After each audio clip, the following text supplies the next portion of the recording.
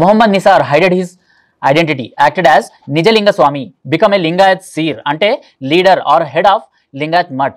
Mutt employees accessed Swami's old phone and found his original Aadhaar card.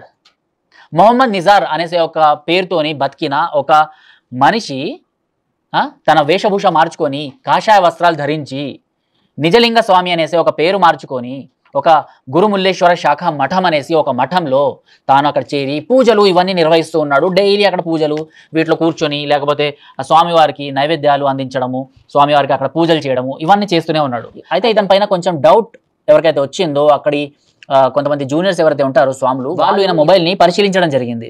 So అందులో ఏంటంటే ఈయనకు సంబంధించిన Aadhaar card ఒకటి, పాత ఆధార్ కార్డు ఒకటి బయటపడింది. ఆ ఆధార్ కార్డులో పేరు మొహమ్మద్ నిసార్. సో ఈయన మొహమ్మద్ నిసార్ అన్న పేరుని దాచిపెట్టేసి హిందూ దేవాలయం వరకు, ఆ లోపల గర్భగుడి వరకు అక్కడ పూజలు చేసే విధంగా చొచ్చుకొని వెళ్తున్నారు వీళ్ళు అంటే మనం అర్థం చేసుకోవాలి.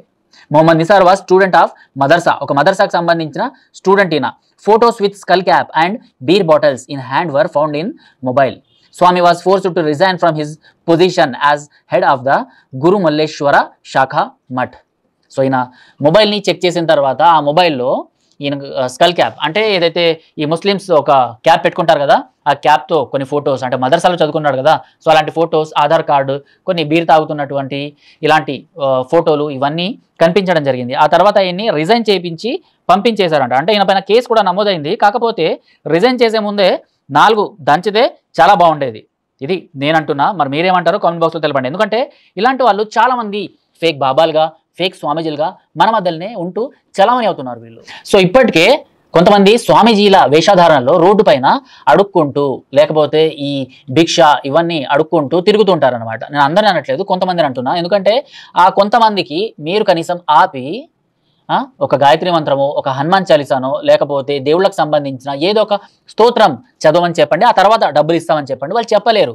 బికాస్ వీళ్ళందరూ ఈ బంగ్లాదేశ్ నుంచో లేకపోతే వేరే వేరే ఏరియాస్ నుంచో ఎక్కడి నుంచో వచ్చిన కొంతమంది ముస్లిమ్స్ వాళ్ళ ఆధార్ కార్డులను చేంజ్ చేసుకొని ఈజీగా మనీ యాక్సెస్ చేయొచ్చు కదా. హిందువులు కొంచెం గొర్రెలు లాంటి వాళ్ళు కదా. సో వీళ్ళని మనము ఒక బొట్టు లేకపోతే ఈ కట్టుబాట్లు ఇవన్నీ చూపిస్తే వాళ్ళు మనకు డబ్బులు దక్షిణగా ఇచ్చేస్తారు కదా. అది కూడా ఒక రూపాయి 2 రూపాయలతో ఆగకుండా ఒక టైమింగ్లో మనం వెళ్తే 10 రూపాయల నుంచి 50, 100 ఇలా నచ్చినంత వాళ్ళు ఇచ్చేస్తారు కదా అనేసి ఒక రకంగా బిజినెస్ మోడల్ని వీళ్ళు తయారు చేసుకున్నారు. అందుకే ఇలాంటి బాబాల్లాగా, స్వామీజీలాగా వీళ్ళందరూ చలమని అవుతున్నారు.